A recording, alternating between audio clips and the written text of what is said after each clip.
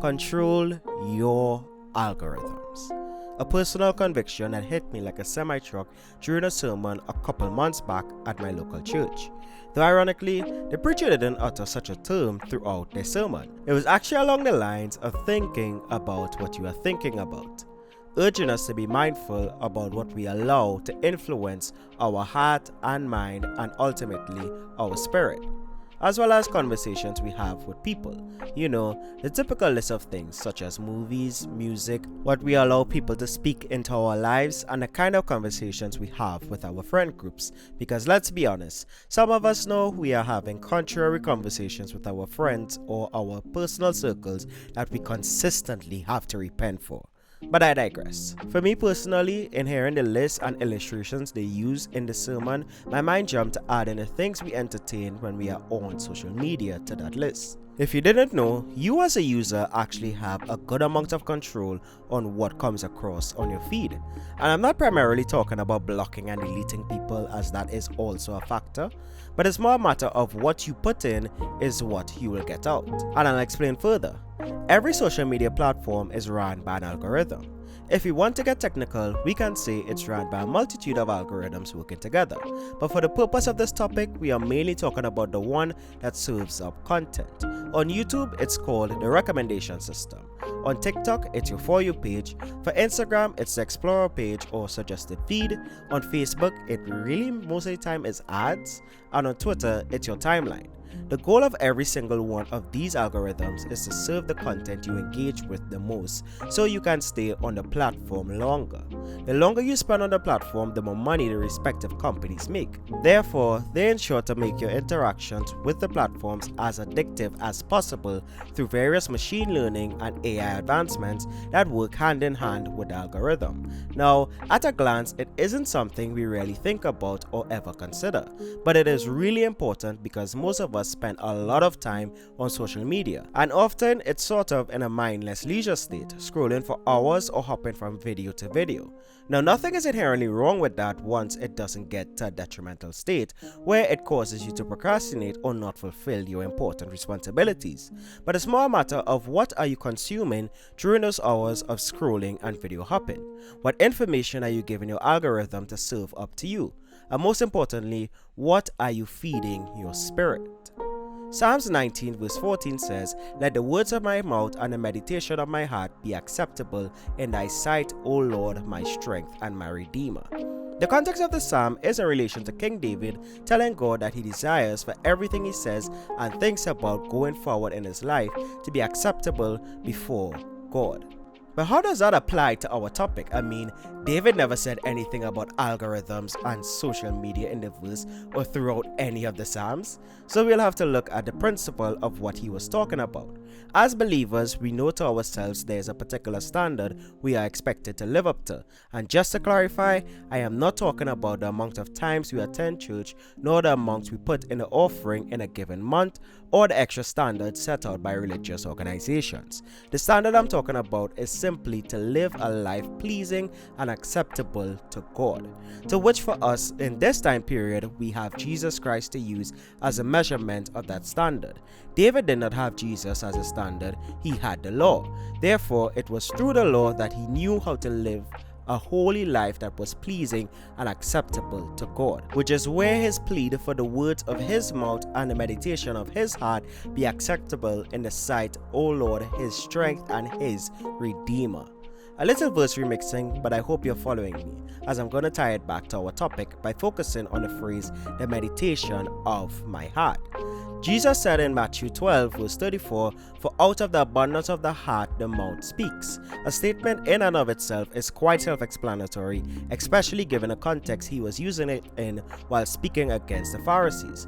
There are many passages that speaks about the heart and the mind throughout the Bible, especially when it comes to having control over them. I believe it's safe to assume that we have all gotten into a situation where following our heart got us into some serious problems, along with cases where we made some regrettable decisions stemming from convoluted thoughts in our mind.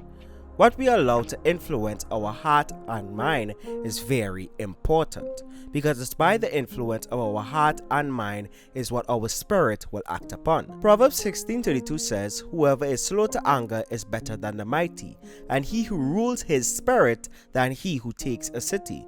The proverb literally states that a person who has control of his spirit is better off than someone who conquers a city. It's common knowledge that social media has the power to literally influence world-changing level events. It is common knowledge that the influence of social media influencers is becoming more valuable than that of any celebrity or public figure that came before them. It is common knowledge that the algorithms that work behind social media are beginning to understand a person even better than that person understands themselves. So if you are not in control of what you allow to influence your mind and your heart, then who do you think is in control of your spirit? I mean, of course your spirit is yours, and from your perspective, you are the one that clicks the videos, and you are also the one that scrolls for hours upon hours. But is it wholly your choice though? Or are you simply just consuming what the algorithm serves you? Are you tossed to and fro between opinions and decisions, becoming like the double-minded man mentioned in James 1? All stemming from the content you consume during those hours of clicking and scrolling. And most importantly, is a meditation of your heart which is directly influenced by the things you consume acceptable in the sight of the Lord? Or have you gotten to the point where you begin to quench that convicting feeling and justify everything under the guise of God knows my heart? Of course he does, which is why his word says, "The heart is deceitful above all things and desperately wicked. Who can know it? I the Lord search the heart, I test the mind, even to give every man according to his ways, according to the fruit of his doing." Taken from Jeremiah chapter 17. Now please don't misinterpret what I am saying in this video to mean get rid of social media and move around saying everything is evil and wants to control us, or even in an extreme case, because I've been seeing comments reaching some insane levels thinking the message is to only fill your algorithm with Christian content or else you are going to hell, which is an absurd conclusion to come to. But rather to take control of what you allow to influence your mind and heart, as well as aspiring to achieve that standard Jesus has set out before us in everything we do.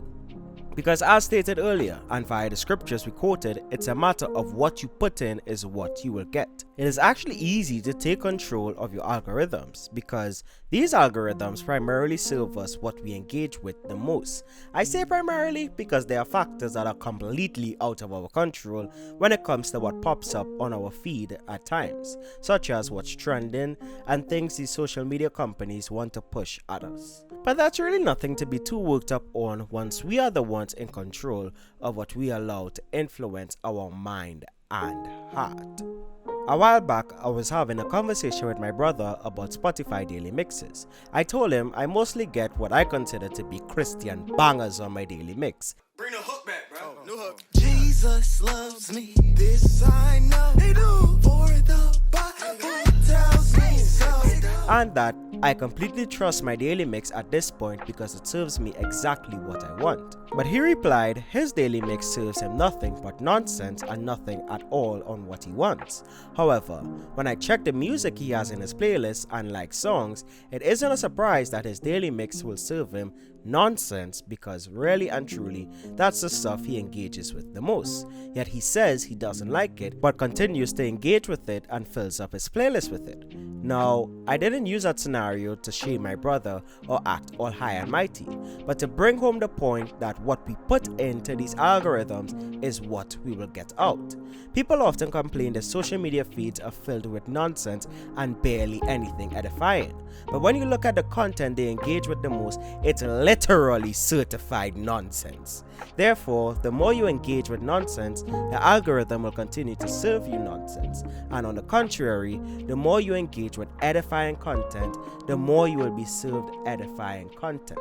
Now, don't get me wrong, I also like the nonsense, but I am aware of the power that nonsense can have if we are not fully in control of what we allow to influence our mind and heart. So I ensure that I balance that nonsense with what I personally consider edifying content. And by balance, I'm really talking about having a 90 to 10 split between edifying content and the nonsense that come across my feed that I indulge in. At one point, it was more of a 40-60 split, but then that conviction hit hard, as stated in the beginning of the video, which is why I made a conscious effort to bring every thought captive to obey Christ, because I noticed the influence that nonsense had on me. And I'm saying nonsense and edifying to keep it as subjective to each and every one of us, as it is definitely different between all of us.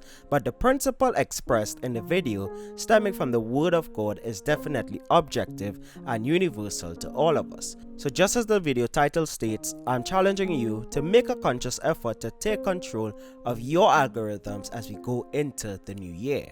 Make that conscious decision to develop good habits and be in complete control of what you allow to influence your mind and heart, which will ultimately control your spirit.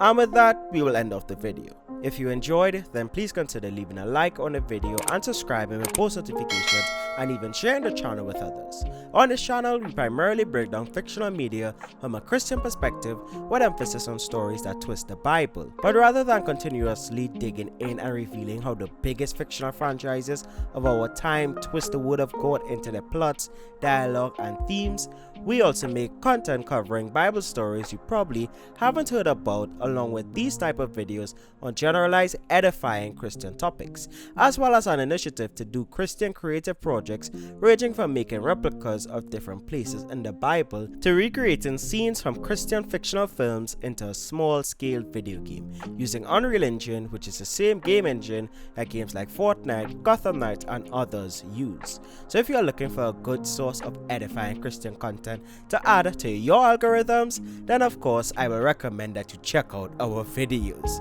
which I would ironically recommend you check out the one being recommended by the algorithm itself in the end card of the video in about 10 seconds. Yes, I said recommend and recommended a lot just now. But always remember, these videos are not to tell you what you can and cannot watch, read, or play, but it's so you simply no longer blindly consume.